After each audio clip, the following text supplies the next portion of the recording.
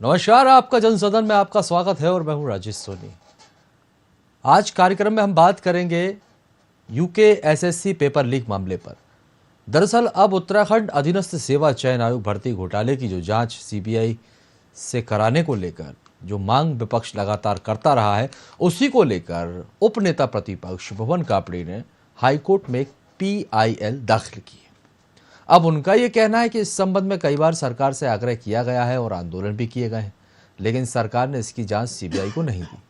उनका साफ तौर पर यह कहना है कि उत्तराखंड अधीनस्थ सेवा चयन आयोग में बड़े स्तर पर घोटाला हुआ, इसकी सीबीआई जांच होनी चाहिए। इसलिए उन्होंने आज हाईकोर्ट में पीआईएल दाखिल की है। बहरहाल कई दिनों से हम देख रहे हैं कि विपक्ष इस घोटाले को लेकर लामबंद है। विपक्ष का हल्ला बोल भी हमने देखा, जगह जगह प्रदर्शन हुए, सरकार को घेरने की भरपूर कोशिश भी रही। यही वजह है जो उपनेता प्रतिपक्ष आज हाईकोर्ट पहुंचे हैं, सीबीआई जांच की मांग कर रहे हैं। इसी पर आज हम चर्चा करेंगे। कई मेहमान हमारे साथ होंगे, लेकिन उससे पहले हम आपको सुनवाते हैं क्या कुछ कहना है उपनेता प्रतिपक्ष भुवन कापड़ी का। ट्रिपल एससी का मामला आज हम सड़क सदन पर तो इसे लड़ ही रहे हैं, लेकिन सरकार की जो मंशा दिख रही है सीबीआई जांच न कराने की, इसलिए आज हम उत्तराखंड हाईकोर्ट के दरबार में आए हैं। हम न्यायालय के पास दरख्वास्त लगाने आए हैं। ये उत्तराखंड के भविष्य का सवाल है, उत्तराखंड के युवाओं के भविष्य का सवाल है, इसलिए इसमें सीबीआई जांच कराई जाए। क्योंकि अब ये मामला उत्तराखंड और उत्तर प्रदेश दो राज्यों का है। जो भी भर्ती कराई जा रही है सब जगह कहीं कहीं लोग पकड़े जा रहे हैं, इसलिए उत्तराखंड को न्याय दिलाने के लिए, उत्तराखंड के युवाओं को न्याय दिलाने के लिए जरूरी है कि इसकी सीबीआई जांच करी जाए। हम उच्च न्यायालय के पास ये आज अपनी दरख्वास्त लगाने के लिए आए। हमें उम्मीद है कि हमें न्यायालय से जरूर जो है कि पूरे उत्तराखंड जो सीबीआई की मांग कर रहा है उसको जरूर न्याय मिले।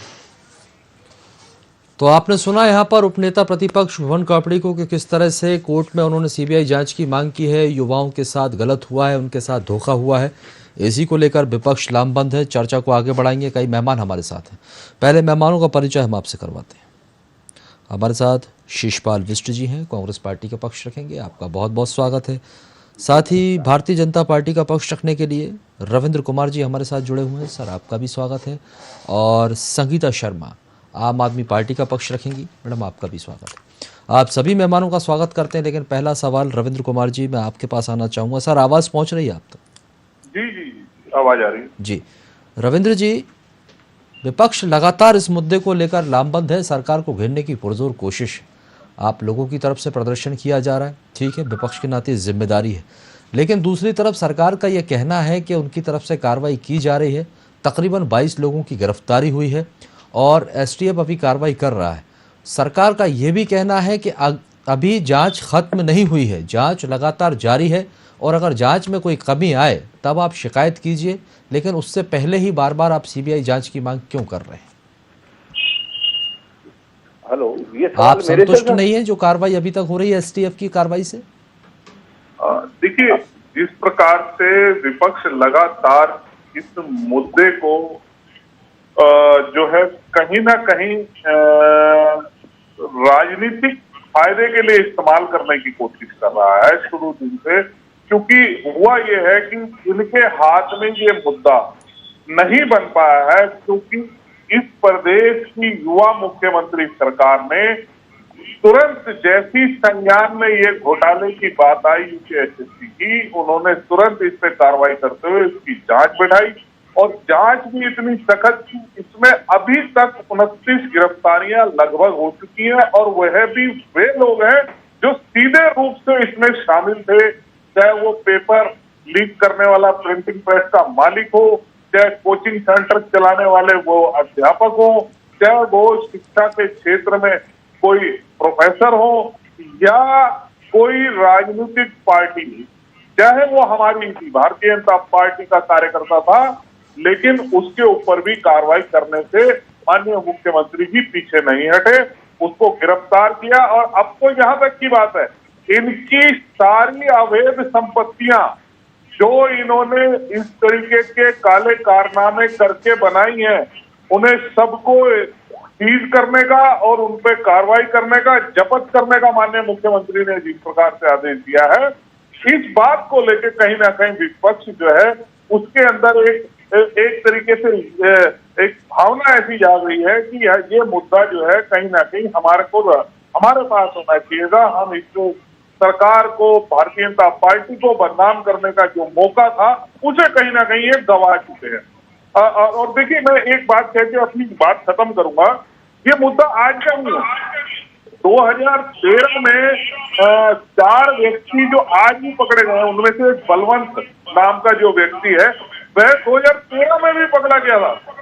उसकी पेपर लीक कराते हो, उसे 26 दिन में जमानत दे दी। सरकार ने, कांग्रेस की पूर्ववर्ती सरकार ने किसी प्रकार की उसके ऊपर उसको मतलब उसके ऊपर सख्त कार्रवाई हो सके, इस प्रकार की कोई पैरवी नहीं करी गई और उसे बढ़िया तरीके से जमानत मिल गई। वह फिर आ गया, वो फिर इस धंधे में लगा रहा।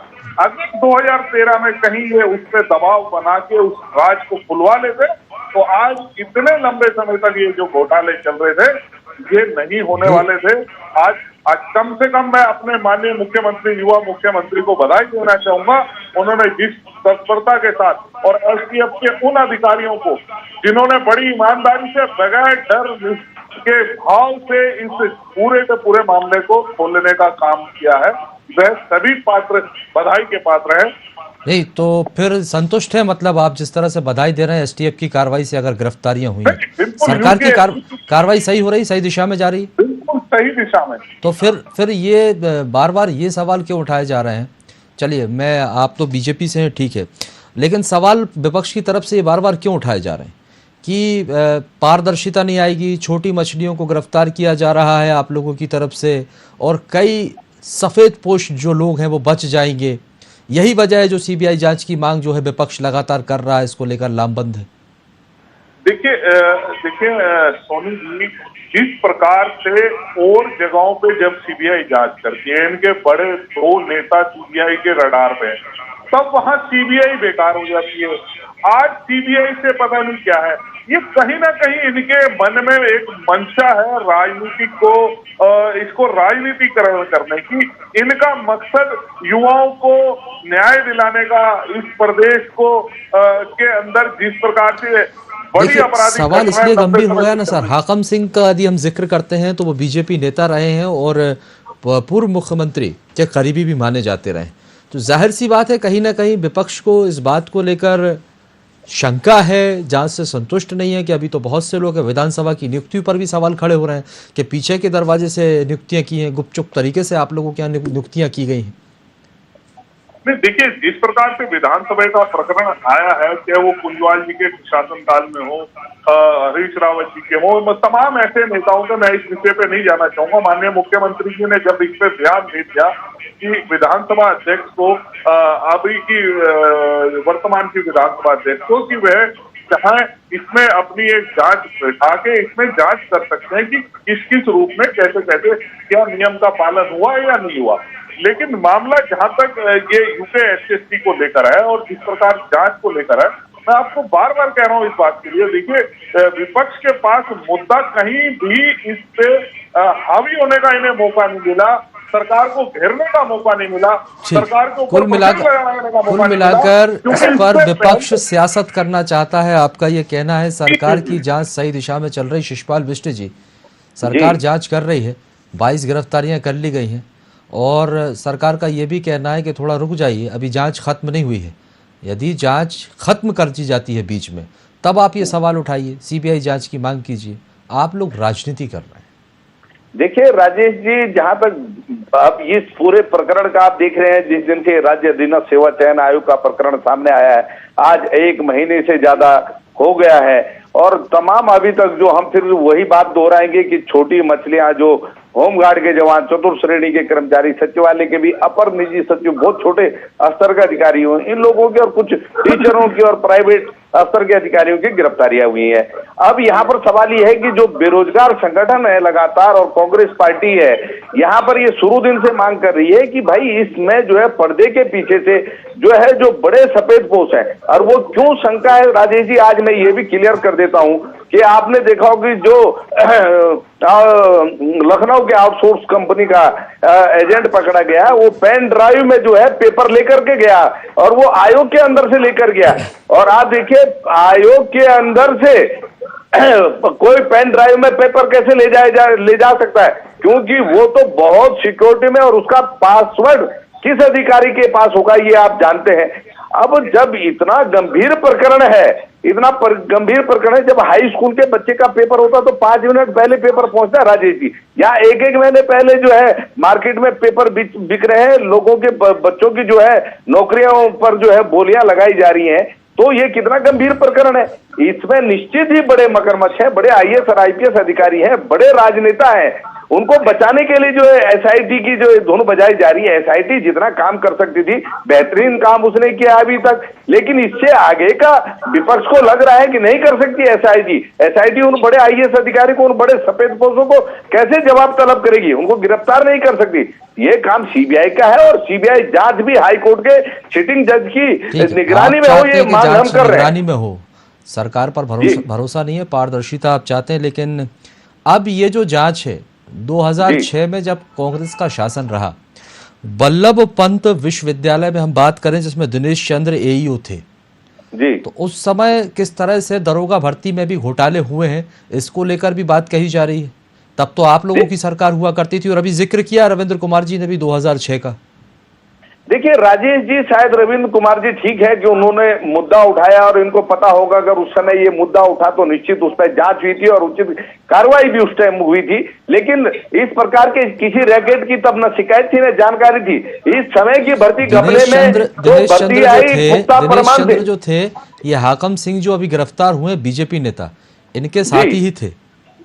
देखिए हाकम सिंह पे तो 2020 में भी एफआईआर हुई, और उस एफआईआर से जो है जांच से नाम बाहर किसने किया, हम तो शुरू दिन से मांग कर रहे हैं कि उसको बचाए किसने उसमें, तो निश्चित उसके उन आकाओं का नाम सार्वजनिक होना चाहिए। और आयोग के अध्यक्ष ने इस्तीफा देते हुए स्पष्ट तौर पर कहा राजेश जी कि जो है वो लगातार शिकायत कर रहे थे सरकार के उच्चाधिकारियों से, सरकार से, और लगातार उनके ऊपर दबाव था। आज तक ये खुलासा नहीं हुआ कि वो उन पर दबाव किसका था, तो लगातार उस दबाव का भी खुलासा होना चाहिए। जो अधिकारी उनकी नहीं सुन रहे थे उसका खुलासा होना चाहिए।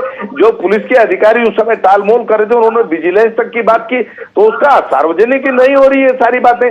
तो इसीलिए विपक्ष लगातार सीबीआई जांच की मांग कर रहा है, क्योंकि हम चाहते हैं कि बेरोजगार नौजवानों के साथ जो यहाँ खिलवाड़ हुआ है, भाई जो आप देखिए हमारे पहाड़ के गरीब लोग भाई साहब अपना देहरादून में आकर के किराए पर कमरा लेकर के बच्चे को रखते हैं, वो बेचारे 5 साल 8 साल 10 साल पढ़ाई करते हैं, और फिर उनके भविष्य के साथ ऐसा खिलवाड़ होगा तो ये कैसे बर्दाश्त किया जाएगा।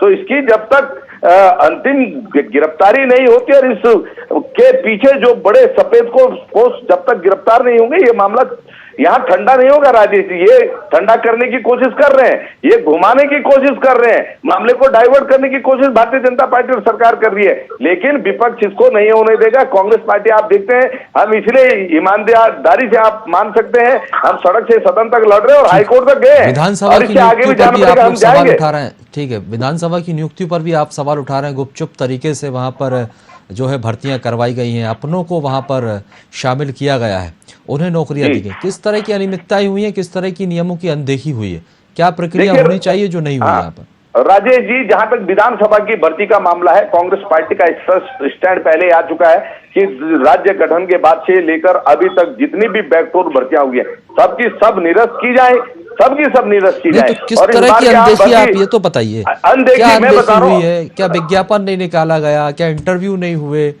जो राजेश जी इस बार जो विधानसभा अध्यक्ष प्रेमचंद अग्रवाल जी की भर्तियां हैं वो इसलिए संदेह के घेरे में, एक तो राज्य से बाहर की उसमें बड़ी पैमाने पर लोगों की भर्तियां की गई है, दूसरा उसकी ना तो पद सर्जन की अनुमति ली गई ना उसमें वित्तीय अनुमति ली गई। उन लोगों की नियुक्ति के बाद भी उनकी सैलरी अटकी रही, और जब ये महोदय स्वयं अध्यक्ष महोदय यहाँ मंत्री बन गए, वित्त मंत्री, उसके बाद स्वयं ही जो है वित्त की स्वीकृति देते हैं, उसके बाद उनको सैलरी मिलती है। और जो आज सिंगल विधानसभा जो सचिव है यहाँ पर, उनको जो है लगातार 3 प्रमोशन दिए गए।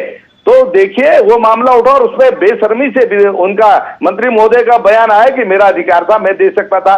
भैया ये राज्य मतलब लूट सकता था तो मैंने लूटा, मैं चोरी कर सकता था तो मैंने की। ये कैसा जवाब है? प्रदेश की जनता और ये आंदोलनों के साथ बड़ी उम्मीदों के साथ बना राज्य है, लोगों ने शहादतें दी हैं और आप ऐसा खेल करेंगे। मैं संगीता जी, एक मिनट आपके पास लौटूंगा, विभाग प्रचारक रविंद्र कुमार जी के पास जाऊं। इन लोगों के रिश्तेदारों के सर, नाम है। अनियमितता पर जिस तरह की सवाल उठ रहे हैं विधानसभा की नियुक्तियों को लेकर, किसी तरह की कोई अनुमति नहीं ली गई, नियमों की अनदेखियां वहां पर की गई। जो नियमावली होती है, जो प्रक्रिया हुई है, उनका पालन नहीं हुआ है। और यहाँ पर जिक्र किया है खुद जो शहरी विकास मंत्री है प्रेमचंद जी का। देखिए, इसमें माननीय मुख्यमंत्री जी का स्पष्ट रूप से बयान आ चुका है कि विधानसभा जो है वो है अपने आप में एक जो है अलग से संस्था है। इसकी जांच के लिए माननीय मुख्यमंत्री ने विधानसभा अध्यक्ष के लिए इस संवैधानिक पीठ के सर्वोच्च विधानसभा अध्यक्ष को कहा है कि आप इस विचार करते हुए इसकी जांच के लिए आप चाहे तो इसकी जांच को आगे बढ़ा सकती है। अगर इनमें वाकई में कोई अनियमितताएं हुई हैं तो इन्हें, चाहे वो नरेंद्र तिवारी जी का काल हो, चाहे हरीश रावत जी का हो, क्योंकि बड़े समय में घोटालों की नींव जो पड़ी वो हरीश रावत जी के समय में पड़ी, जब कुंजवाल जी जब उसके विधानसभा अध्यक्ष थे, चाहे उन्होंने अपने रिश्तेदार माली के बेटे से लेके अपने भतीजे पता नहीं किस किस को जो है लगभग 130-135 लोगों की जो है उन्होंने भर्तियां इसमें करी। तो मैं ये नहीं कहूंगा कि मेरे और तुम्हारे की बात नहीं करूंगा। माननीय मुख्यमंत्री जी का जब इसमें बयान आ गया तो मैं समझता हूँ कि इसके बाद तो हालांकि सीएम धामी का ये कहना जरूर है कि किसी को बख्शा नहीं जाएगा, चाहे वो कोई भी हो, और सबकी भर्तियां जो है वो नियुक्तियां जो है वो निरस्त की जाएंगी। आऊंगा जी। देखिए, मैं ये विशेष जांच का है, संवैधानिक पीठ है विधानसभा, वह अपने आप इस पे फैसला लेती है। ठीक है सर, अब अगर विपक्ष संतुष्ट नहीं है तो सीबीआई जांच की मांग कर रहा है तो करवा दीजिए, दूध का दूध पानी का पानी हो ही जाएगा। लौटूंगा आपके पास। अब देखिए, इसमें कोई फायदा नहीं है। सीबीआई जांच के लिए माननीय उच्च न्यायालय में ये पहुंच चुके हैं। अब उसमें वहां क्या फैसला माननीय न्यायालय देता है, अब इस विषय को रखने का अभी कोई फायदा है नहीं। जब देखिए, कांग्रेस और विपक्षी पार्टियों में लगातार कह रहा हूँ हताशा है, और कहीं ना कहीं यहाँ के जो काबिल अफसर हैं जो इस जांच में लगे हुए थे, उनको जो है हताश करने के लिए आज उनको जो है बधाई देने का समय है कि इतना बड़ा खुलासा इतने लंबे समय से ये कोड़ की तरह हमारे युवाओं के लिए बन गया था। आज इस प्रकार से माननीय मुख्यमंत्री के नेतृत्व में इसको खोल कर रख दिया इससे गया पहले तो जब बीजेपी डबल इंजन की सरकार, इससे पहले भी डबल इंजन की सरकार रही है, तब ये खुलासे नहीं हुए, तो सवाल तो फिर भी उठेंगे। डबल इंजन की सरकार में भी ये भर्तियां हुई हैं, आप ही की सरकार थी इससे पहले भी। देखिए सोनी जी, हम यहाँ 4 जने बैठे हैं। अब हम 4 जनों के चेहरे पे कहीं नहीं लिखा हमारे में से कौन किस व्यक्तित्व का है, किस विचार का है, या क्या इसके अंदर ऐसी कोई चीज है, विकार है जो अभी 10 मिनट बाद निकल जाएगा। अब आपको जब पता लगता है, जब किसी, देखिए रोग का पता जब शुरू होता है, इलाज तब शुरू होता है। अब स्वस्थ आदमी को कैसे उसका ऑपरेशन, नब्ज पकड़ने में समय लग गया। ठीक है सर, आप लोगों को नब्ज पकड़ने में समय लग गया, रोग बहुत देर से पकड़ाई में आया, अब इलाज कर रहे हैं जब वो बहुत ज्यादा बढ़ गया। ठीक है संगीता शर्मा जी, आपके पास आऊंगा। मैडम, आप कैसे देखते हैं इस पूरे मामले को, क्योंकि जिस तरह से कांग्रेस की तरफ से सीबीआई जांच की मांग की जा रही है और बीजेपी की तरफ से यह कहना है कि हमारी तरफ से लगातार कार्रवाई भी की जा रही, दोनों दल के अपने अपने दावे हैं और आरोप प्रत्यारोप की सियासत भी देखने को मिल रही। कांग्रेस के समय पर भी घोटाले हुए और यहाँ पर बीजेपी के समय पर भी, लेकिन यहाँ पर एक दूसरे पर आरोप प्रत्यारोप देखने को मिल रहा है। आपका क्या कुछ कहना है, क्योंकि आप भी विपक्ष में हैं, आप इस पूरे मामले को कैसे देखते हैं और आप भी क्या सीबीआई जांच की मांग करते हैं? राजेश जी, मैं थोड़ा सा वक्त चाहूंगी कि आपने उन दोनों को पूरा वक्त दिया। नहीं, मैं आपको पूरा वक्त दूंगा मैडम। जी बिल्कुल राजेश जी, तो मैं यही कहूंगी, आपने एक कहावत सुनी होगी, चोर चोर मौतेरे। तो देखिए, उत्तराखंड में भाजपा और कांग्रेस के अलावा किसी तीसरे की सरकार सालों में कभी भी नहीं रही है। इन दोनों की सरकार ही रही है और जो भी हुआ है इन्हीं की नाक के नीचे हुआ, इन्हीं दोनों सरकारों में हुआ। तो उत्तराखंड में जो ये नौकरियां, हर विभाग में जो घोटाले देखने को मिल रहे हैं और जो लगातार अब इसकी धीरे धीरे परतें खुल रही हैं, तो जो युवाओं को ठगा गया, युवाओं के साथ छलावा हुआ, बैकडोर से नौकरियां दी गई, तो चाहे हम एक तरफ प्रेमचंद्र अग्रवाल जी की बात करें तो दूसरी तरफ कुंजवाल जी की बात करें, हम शिक्षा मंत्री अरविंद पांडे जी की बात करें तो दूसरी तरफ मंत्री प्रसाद नैथानी जी की बात करें, आप यूकेएसएससी की बात करें, तो देखिए दोनों ही बराबर के हिस्सेदार हैं। हम कहें कि किसी एक ने ये किया है तो दोनों की बराबर की हिस्सेदारी है युवाओं के साथ छलावा करने में और युवाओं को ठगने में। और जिस तरह से आपने कहा विधानसभा में, तो किसी भी देश का संविधान ये विशेषाधिकार नहीं देता कि आप बैकडोर से एंट्री कराइए, अपने बच्चों को, अपनी पत्नी को, अपनी बेटियों को, अपने जमाई को, इनको नौकरी दीजिए। आप युवाओं को बिल्कुल ठग रहे हैं। उत्तराखंड के युवाओं के साथ का आपने मजाक बना के रख दिया कि आप बैकडोर से एंट्रियां दे रहे हो। और कोई भी एक भर्ती तो ऐसी निकले राजेश जी जिसमें घोटाला ना हुआ हो। जब ये परतें अब खुल रही हैं, जिस तरह से ये कह रहे हैं कि 2006 में कांग्रेस का मामला आया, तो भाई इसी तरह से हाकम सिंह जी का मामला भी आया, उनके खिलाफ रुड़की में एफआईआर दर्ज होती है, उसके बाद भी वो पकड़े नहीं जाते क्योंकि किसी सफेद पोस्ट का हाथ गिरफ्तारी हो तो गई, हाकम सिंह गिरफ्तार हो गए। आज गिरफ्तारी हुई है। जब वन आरक्षी भर्ती का घोटाला हुआ राजेश जी, उस समय भी हाकम सिंह जी का नाम सामने आया और उनके खिलाफ एफआईआर रुड़की में दर्ज की गई, लेकिन उस समय उनकी भर्ती नहीं हुई। पूर्व मुख्यमंत्री त्रिवेंद्र सिंह रावत जी के समय की बात है, तो वो उससे बच गए एफआईआर के बावजूद भी। तो अगर उस समय गिरफ्तारी हो जाती तो क्या पता ये मामला उसी समय सामने आ जाता। तो दोनों मिलकर के बारी बारी से यहाँ के युवाओं को लूटने का काम कर रहे थे, उनके साथ विश्वासघात कर रहे थे। और अब यहाँ का युवा अभी जो कार्रवाई हो रही है संगीता जी, अभी जो एसटीएफ की तरफ से कार्रवाई की जा रही है, आप इससे संतुष्ट हैं? बिल्कुल एसटीएफ कार्रवाई कर रही है, मान लेते हैं राजेश जी, लेकिन जब ये 2 राज्यों का मामला हो चुका तो क्या एसटीएफ के नियम अपने नियम है, उनका क्या इतना बड़ा दायरा है कि वो सफेद पोस्ट पर हाथ डालेंगे?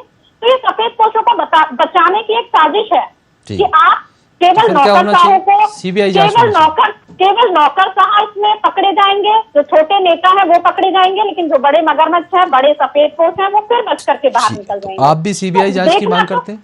जी बिल्कुल, सीबीआई जांच करनी चाहिए। देखिए जब कहीं कुछ नहीं होता है वहां तो ये सवाल इसलिए भी उठता है क्योंकि जहां जरूरी है वहां ये सीबीआई नहीं भेजते। संयोजक हैं आपकी पार्टी के, आपके बड़े बड़े नेता ये कहते हैं कि बीजेपी के 2 भाई ईडी और सीबीआई, नहीं तो यहाँ पर आप सीबीआई जांच की मांग कर रहे हैं, दूसरी तरफ आप लोग सीबीआई पर सवाल उठाते हैं। नहीं राजेश जी, मेरी बात सुनिए आप। इसीलिए सीबीआई और ईडी को 2 भाई कहा जाता है क्योंकि जहां जरूरत है वहां ये भेजने को राजी नहीं है। ये कोई छोटा मोटा मुद्दा नहीं है, ये युवाओं के साथ जुड़ा हुआ मुद्दा है और बहुत गंभीर मुद्दा है। कितने बच्चे जो बेरोजगार रह गए, उनका भविष्य बर्बाद हो गया। पिछले 22 सालों में जिनको नौकरी नहीं मिल पाई, करप्शन के चक्कर में, इन घोटालों के चक्कर में कितने माँ बाप के सपने टूट गए। तो आप ही लोग सवाल उठाते हैं ना संगीता मैडम, आप ही की पार्टी के बड़े बड़े नेता सवाल उठा रहे हैं। जरूरी नहीं है वहां सीबीआई भी जाएगी और ईडी भी जाएगी, तो इसीलिए इनको कहा जाता है कि इनका दोहरा चाल चरित्र और चेहरा है, ये बराबर से काम नहीं करते। एक तरफ हमारे प्रधानमंत्री माननीय मोदी जी कहते हैं कि हम भ्रष्टाचार को खत्म कर देंगे, भ्रष्टाचार नहीं होने देंगे, और डबल इंजन की सरकार में देखिए क्या हो रहा है। पिछले 5 साल भी इन्हीं की सरकार थी, इन्हीं की नाक के नीचे से हो रहा था। रविंद्र जी से मैं पूछूंगी कि कितनी इन्होंने यूकेएसएससी के जो अध्यक्ष है उनसे क्या पूछताछ की, जो सचिव है उनसे क्या पूछताछ की, तो आपने उन्हें कैसे छोड़ दिया? उनसे भी तो पूछताछ बनती है क्योंकि उनकी भी जिम्मेदारी है जब वो उस पद पर बैठे हुए थे। तो इतना बड़ा घोटाला कैसे हो गया? जिम्मेदारी आपको लेनी पड़ेगी। चलिए, आप युवाओं के साथ ऐसे खिलवाड़ नहीं कर सकते। लौट रहा हूं मैडम आपके पास। शिषपाल बिष्ट जी, आप कुछ कहना चाह रहे थे बहुत देर से।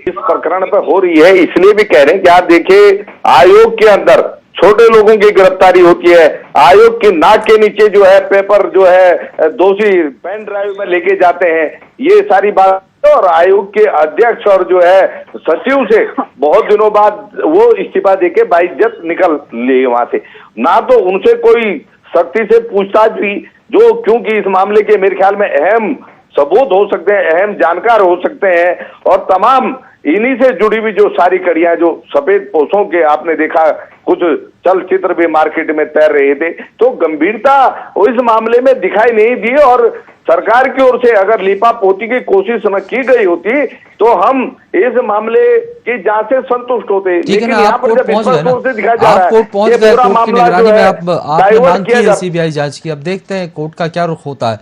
लेकिन रविंद्र कुमार जी, सवाल बहुत गंभीर हो जाता है कि यदि पूछताछ की जा रही है तो क्यों पूछताछ आपकी कहाँ तक पहुंची है अभी तक? और जो आरोप बार बार लगे रहे हैं, सफेद पोशों पर आरोप लग रहे हैं, छोटी मछलियों को पकड़ने की बात की जा रही, तो पूछताछ में कुछ नाम तो निकलकर अभी तक सामने आए होंगे ना, क्योंकि 1 महीने से ज्यादा का समय हो गया है, कार्रवाई चल रही है लगातार।